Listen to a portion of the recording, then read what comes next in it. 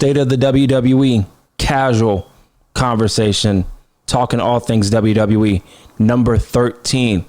Let's talk about it. We got a lot to get to on the Wrestling Takeover Podcast. Welcome to...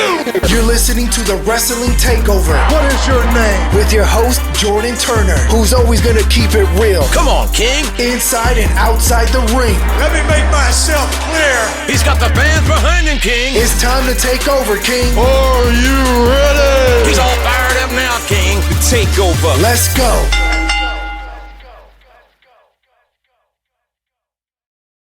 Oh, what's poppin', gang? Welcome everybody back to the Wrestling Takeover Podcast. I'm your host, Jordan Turner, man. Listen, we're going to talk about the state of the WWE number 13. All right, but before we do, I got to do my introduction, my little intro before the intro.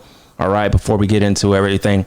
Like I said, I'm Jordan Turner, and this is host of the Wrestling Takeover Podcast, a passionate voice within the wrestling community, delivering unfiltered analysis, rather breaking down weekly shows, Monday Night Raw, SmackDown, talking all things WWE, breaking down news previously, the biggest pay-per-view events. Most importantly, what y'all got to remember, man, we don't shy away from nothing. We don't shy away from no type of controversy conversation. We talk about everything. All right, we break everything down.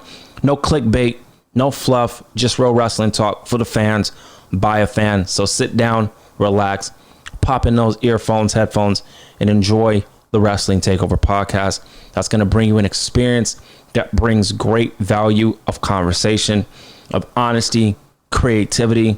Y'all know what it is. Y'all know the vibes. This is the most creative and honest podcast in the wrestling space. Let's get into it, man. State of the WWE. We got a lot to get to. There really just hasn't been a lot of things to talk about pertaining to the WWE product by itself.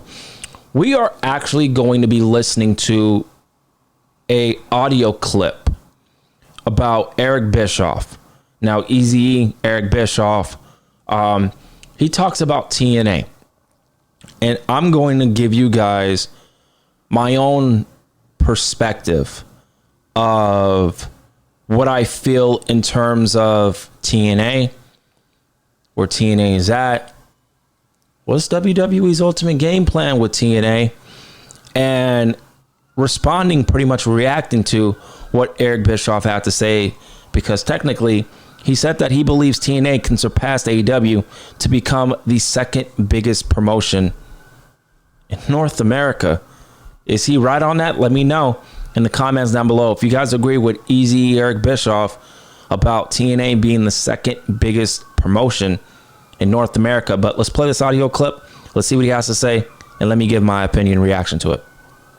And they're making a lot of smart decisions. I remember when Carlos came on, they made an announcement when Carlos came on. And I was like, okay, we'll see what happens. But they're making they're growing incrementally, right? And they're doing it almost quietly. Like they're not out there thumping. I like that. Like I said, guys, I always am authentic. I'm real. I'm honest with my opinions. I never shy away from anything. I never shy away from these type of conversations that we need to start having. And I feel like if no one's going to bring these type of conversations to the table, fuck it. I'll do it. I think TNA is onto something. I'll explain it out when I give my full in-depth opinions on it, but Easy, I completely agree. TNA is doing their thing in the doldrums. They're quiet about it, but they're making noise, and people are finally paying attention. Right. And talking about taking down the competition and all the crazy stuff that, for example, AEW did in the very beginning. They're just quietly going about their business, producing great shows, right, bringing in great talent, and getting involved with great partnerships, and they're growing their business. And that's the part that excites me, watching a business grow, especially a wrestling business. Got a little bit of an affinity for it. Yes. So it's been fun watching TNA grow. It's been shocking somewhat for me because I felt like they were almost dead a few years ago, right? It just felt like they were going nowhere, that they had no momentum, and now all of a sudden, 7,600 at a big arena last night. The deal with WWE has obviously been beneficial, but it just seems like they have a ton more momentum than maybe 3-4 years ago. They're one deal away from being a major player. Wow. I'm going to continue to play it, but I really agree with Eric Bischoff right there. Really agree with him there. If they get a broadcast partner, if they get the right broadcast situation, because they've got the product, they know what they're doing. There's a good team of people. They just need a bigger platform. And if they get it, watch them take off. Are you? I've been saying that. I've been saying that for the longest time. On this platform, on YouTube, on Apple Podcast, or wherever you're listening to the Wrestling Takeover Podcast. I've been on social media. Y'all can follow me. Follow your boy on social media, on Twitter at JT Takeover, on Instagram at the Wrestling Takeover. And I just recently started posting on TikTok. Go follow me on TikTok, man. We talking all things WWE. I do sprinkle in some AEW content as well. And I am going to start sprinkling in some TNA content as well for you TNA fans. For you AEW fans, I am going to be as consistent as I possibly can on the TikTok platform. But majority of the conversations that you hear on this podcast specifically is all things WWE. I'm talking about TNA because they are affiliated with the WWE. So I'm going to be talking about TNA. But this is majority a WWE based podcast. But my TikTok, we're going to talk about AEW, we're going to talk about TNA, and of course, talking about the WWE product. By this, did you think they were dead? I'm surprised by it. Yeah. I wrote them off a long time ago. It felt like they had, I mean, A lot of people wrote them off. Not going to lie, including myself. I'd be lying to you if I said I didn't. I definitely did. A lot of people did. there was no sizzle. It was gone. There was no sizzle. There was no steak. There was no plate. There was no nothing. There was no pan. Yes. There was no anything. Could they, at some point, pass AEW? They'll never get to WWE. Let's not get crazy. But do you think they could be number 2? Do they have what it takes? By this time next year. You think so? I think so. All right, Easy. To get that TV deal, we're talking. We're talking. This time next year, Eric. Really? It depends on the TV deal, though, right? Depends on a TV deal. If the Depends TV on- deal isn't a big one, isn't a great one, that will be tough. Damn near impossible. Right. But you feel like they could do it this time next With year. the right television partner. They're number 2 this time. You know, how do you, what's number 2? By what revenue, by what Sure. measure do we define a number 2? But I think in terms of television ratings, popularity, yeah, they could be number 2 in a minute. What are they doing right that you think AEW is not They're doing? just doing the basics. They're doing the basics and they're producing a show for the mainstream wrestling audience, not for that 10% hardcore sicko Right. that everybody thinks is a cool demo. Because All right, guys. I am now going to give my full, authentic, honest perspective on what TNA has been doing and what I've been seeing from TNA. Okay? I want to get this out of the way right now. I am going to mention AEW right now, just for a second. AEW's problem and the reason why they are not growing, they have the money, they have the television deal, but they are not growing in terms of popularity from a business perspective quickly, because they are catering to a short niche audience. The hardcore, passionate, die-hard wrestling fans. I'm a part of that. We're always going to be there. We're never leaving. We're never leaving. We as a hardcore fan base, if you're listening to this right now and you are a hardcore fan, you understand where I'm coming from. We're not going nowhere. We're always going to be there. But you need to gravitate to the casual audience. And AEW is just not doing that. That's why they will, as of now, and continue to be where they're at right now. Point blank, end of discussion. Let's move on to TNA. TNA, I hope they understand and I hope they realize the ample opportunity, because quite frankly, let's be honest. Let's put everything on the table. TNA came out of the blue.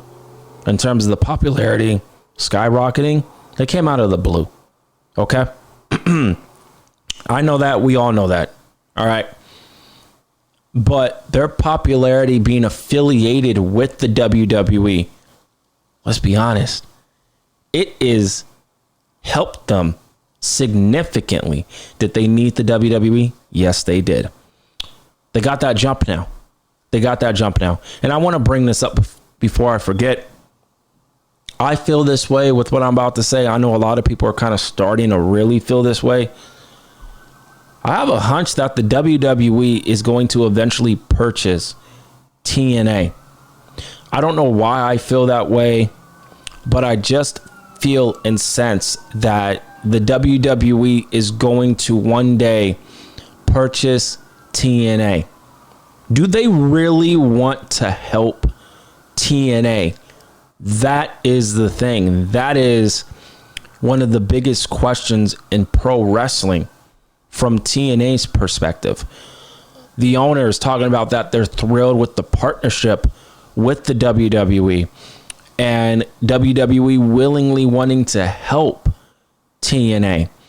But coming to find out, all the talent from NXT, and you know, they're winning more than TNA is right now. It kind of seems like, from my point of view, and a lot of people are starting to speak up about this. Honestly, it feels like WWE is playing chess and TNA is playing checkers. WWE is telling TNA, all right, we'll help you. We'll help you expand. We'll help you get this TV deal. Whatever. But our NXT talent are going to go over. Our NXT talent are going to go over, and they're going to, you know, continue to do, you know, what they got to do. I put a post out on social media about TNA and the position of TNA, where they're at right now with the WWE product right now, helping them. Because that's what WWE is doing. They're helping TNA. I put a post out, and I put it out by saying this. Man, I want to be transparent with everyone right now. It seems like WWE approached TNA with the idea of a collaboration for more viewers and publicity to help TNA, which I believe they have, and they have done that significantly. However, it feels like WWE is saying, quote, "We will control this partnership. You should be grateful we're working with you." That's the impression that I see. TNA is getting more exposure and engagement, yes. But will this help TNA in the long run? Question mark. I can see WWE purchasing TNA down the road. Maybe I'm tripping. Talking about Slammiversary at the time. This happened on Sunday. Slammiversary was a success. I loved Slammiversary. It was great. But what's the long run for TNA with the partnership with the WWE? Does the WWE want to help and assist TNA in getting a popular TV deal? Because I will tell you, and I do agree with Eric Bischoff here, TNA has all their ducks in a row. They got the stars, they got the storylines, but they're not being talked about a lot. Suddenly, after Slammiversary, everybody is talking about TNA. And here's the thing. I want TNA to thrive. I want TNA to succeed. I would love to talk about TNA on my platform. They got to get the TV deal.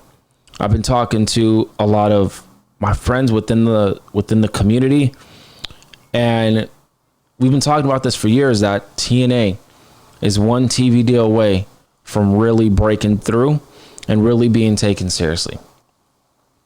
I wanted to go in depth about this conversation because these conversations like this really need to go a little bit deeper into.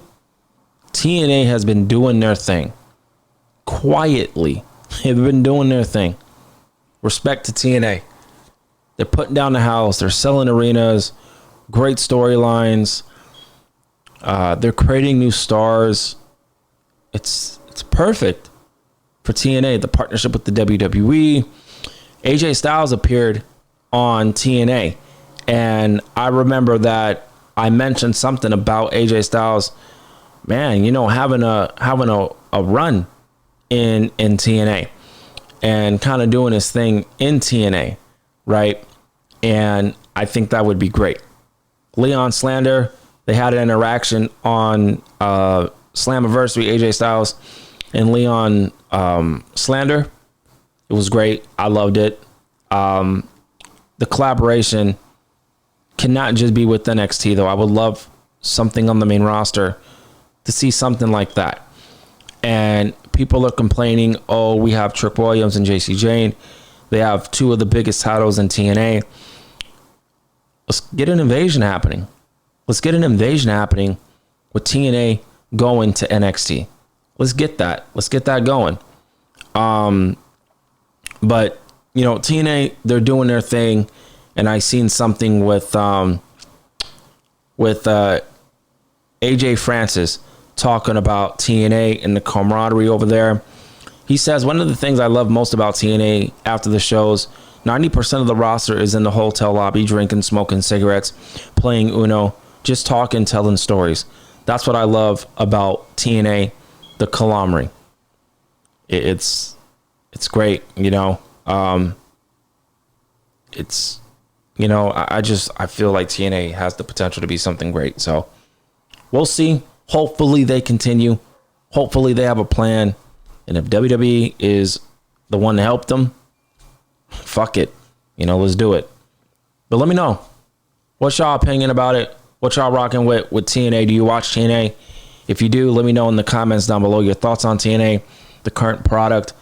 What type of TV deal do you want them to do? Do you want them to get a streaming deal? Do you want them to be on cable TV? Let me know what y'all feeling about it, man. Let's get into the next topic, all right? We got to talk about CM Punk. CM Punk is going to go one-on-one with Gunther at SummerSlam. I believe that will be the night one main event because the night two main event is going to be Cody Rhodes and John Cena. So it only makes sense for the night one main event to be CM Punk and Gunther. I have been enjoying this feud. It's very simplistic. It's easy to follow and it's easy to comprehend and understand. The best wrestler in the world. Who's the best wrestler in the world? Is it CM Punk, who's been saying that for decades? He genuinely means it. Or is it the Ring General? The guy that I consider to be one of the top best pro wrestlers in the world, no matter what promotion. In Gunther. That's what it's all about. Simplistic is best. Now, this is where we get real. And this is where my real opinions come to the table. Is it time for CM Punk to win the world title? What's the plan for CM Punk?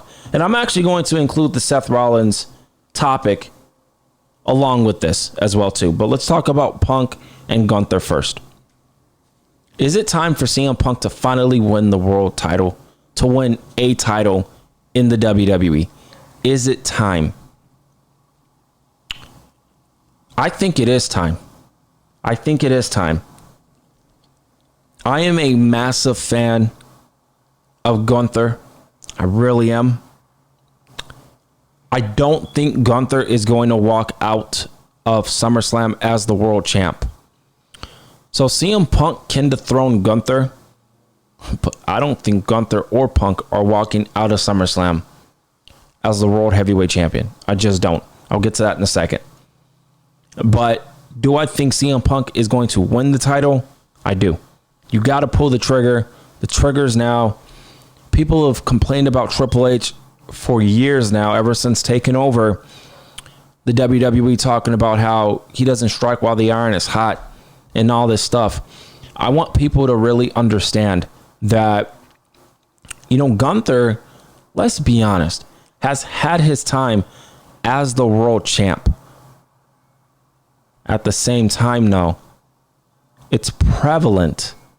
Triple H loves himself some Gunther. And I've seen this narrative. I have seen this countless times. Oh, Triple H has favorites, this and that. Ooh. Let me tell y'all something. Right now. Any promoter, Eric Bischoff, I'm not even going down the whole list, but Eric Bischoff, Vince McMahon, Tony Khan, Scott D'Amore with TNA, Dixie Carter with TNA. These motherfuckers had favorites.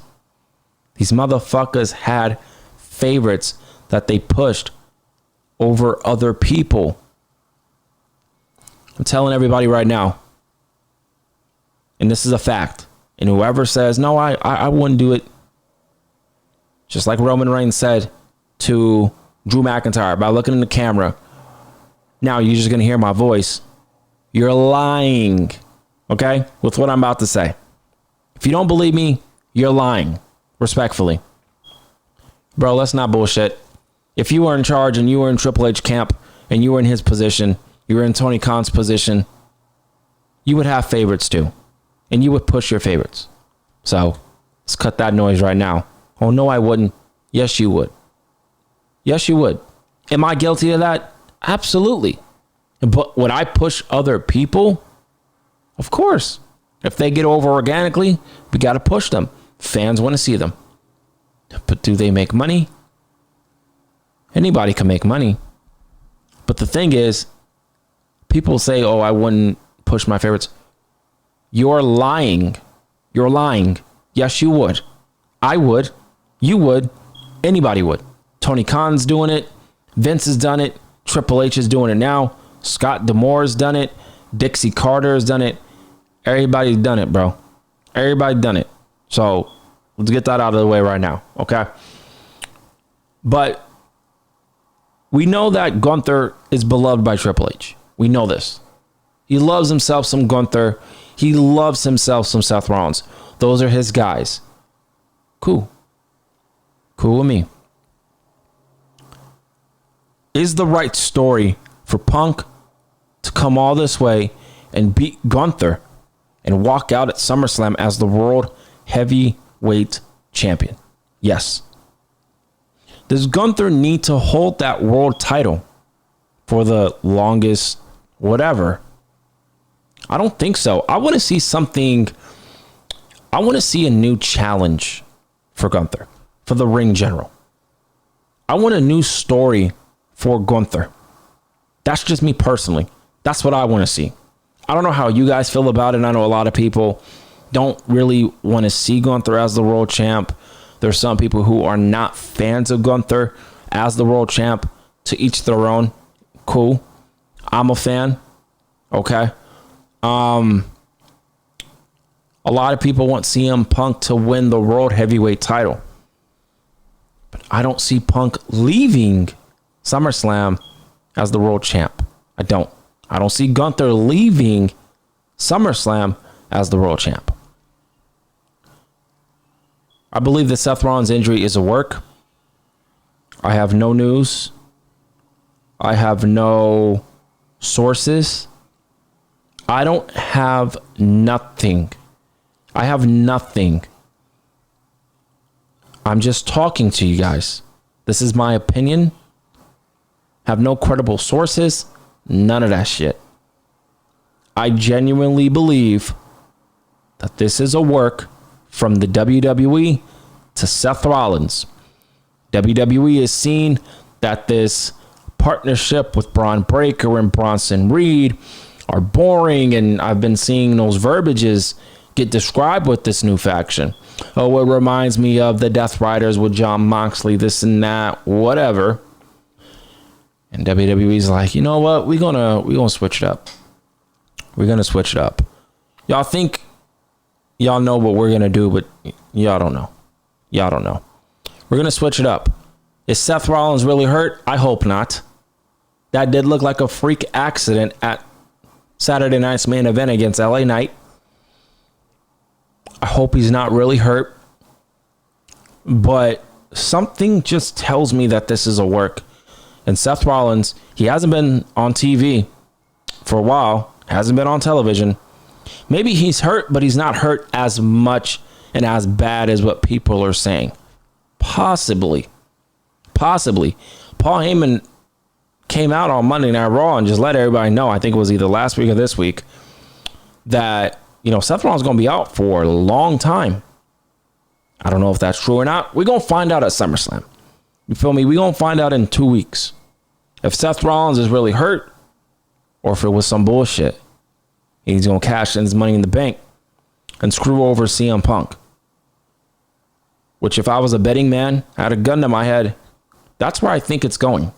I think CM Punk is going to defeat Gunther, and Seth Rollins is going to successfully go in there, cash in his money in the bank, and he's going to defeat CM Punk by screwing him over and winning the World Heavyweight title. A lot of people have been feeling this way, just like myself. I've just been waiting for the right opportunity to come on these platforms and talk about it. I genuinely feel that that's going to happen. So we'll see. Let me know how y'all feeling about it. Y'all think it's a work? Y'all think it's not? Is he really hurt? I hope he's not hurt. For real. If he's really, really hurt and he's going to be gone for months, man, that sucks. That's a blow. That's a blow. But if he's not hurt, let me think you slick. We catch on to that. This is why, I don't do my job if I don't speculate and kind of be controversial with some crazy takes and fan theories and stuff. Like, this is what we do. This is what we do, bro. We got to bring every single descriptive, variable, idea, potential plan to the table. Because if we don't, come on, man, So let me know how y'all feeling about the potential injury, quote unquote, to Seth Rollins. Is it real? Is it not? Let me know. I seen this on social media, and I wanted to give my honest opinions on this. So all day on Twitter, put out a question. The current 4 horsewomen of WWE, ? The photos include Rhea Ripley, Bianca Belair, Io Sky, and Liv Morgan. I seen this and I wanted to talk about it.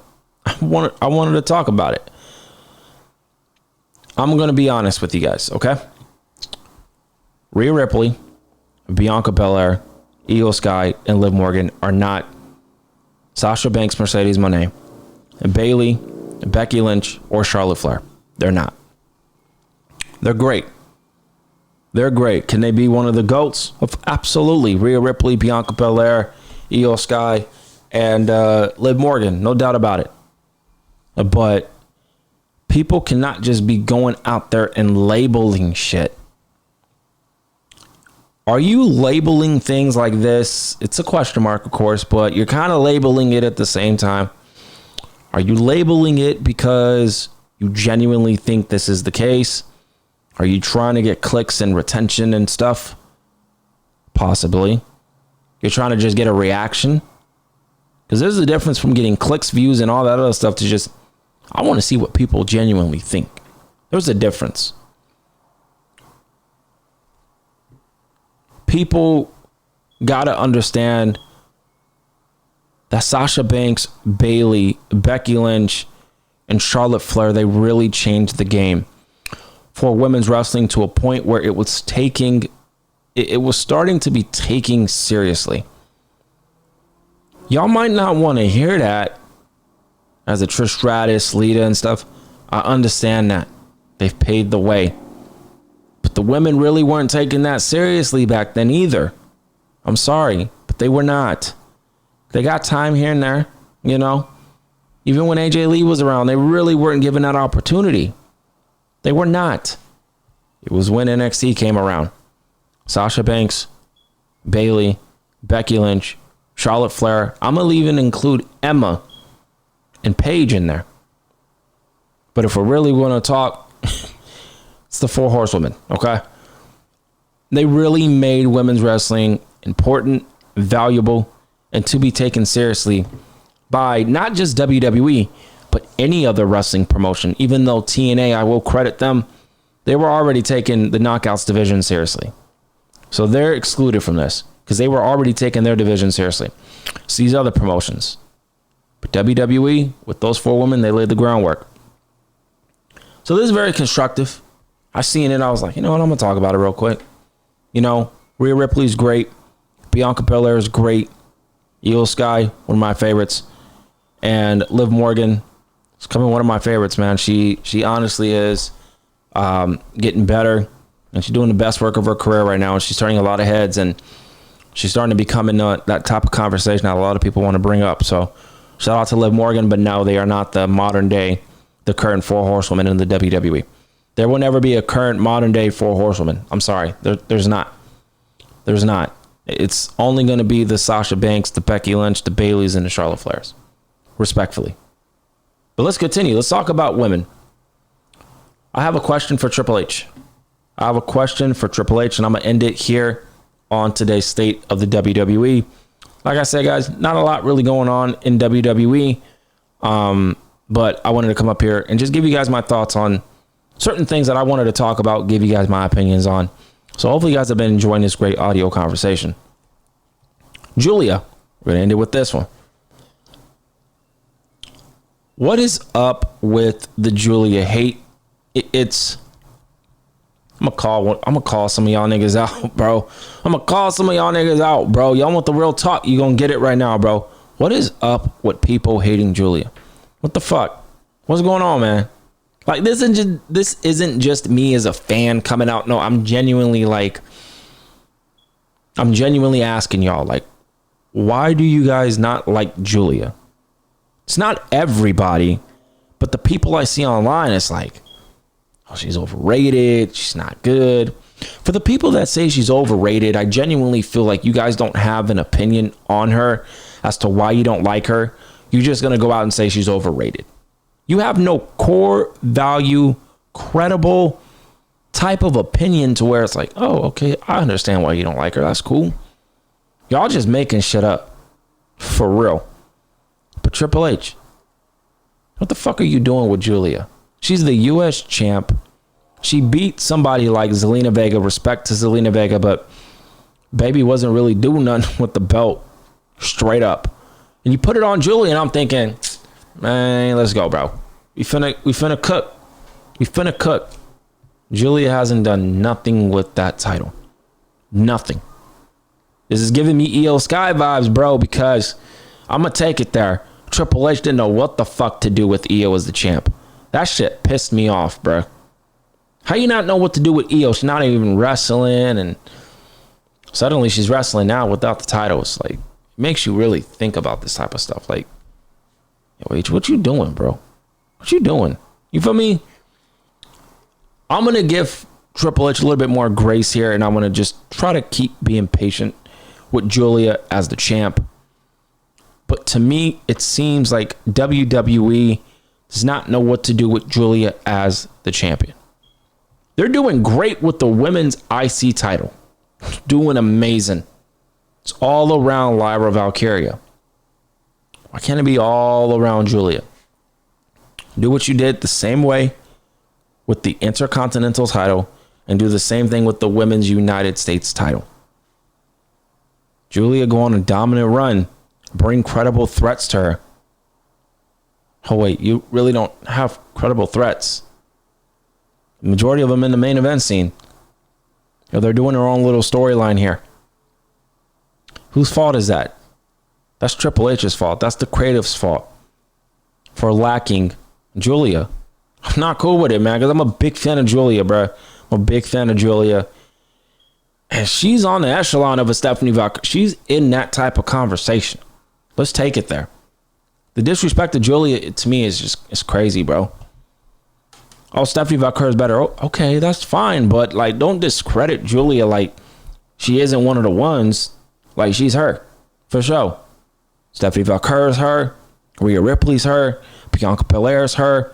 Io Sky's her. Liv Morgan's her. There's a lot of great, talented women out there. in WWE, and Giulia is definitely top tier. So let's stop with the Giulia hate. It seems forced to me, just like the forced hate to Rhea Ripley. But let me know how y'all feeling about it, man. Let me know what y'all thought about the state of the WWE conversation. It was a little light today. Not really a lot of stuff going on, man. My apologies, but I wanted to get something out for y'all, man. Hopefully you guys continue to spread the word of the Wrestling Takeover Podcast. Subscribe on YouTube, youtube.com/JT Takeover. Subscribe, spread the word, turn on the notifications, man. Turn on the motherfucking notifications on YouTube, bruh.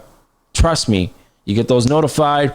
Every video, every audio conversation coming up, you get them, all right? Press that subscribe button. Press that like button. Comment down below. You feel me? Spread the word on Apple Podcast, Spotify, Google Play, or wherever you listen to great audio conversation on the Wrestling Takeover Podcast, the most creative and honest podcast in this space. Y'all know what it is. Y'all know the vibes.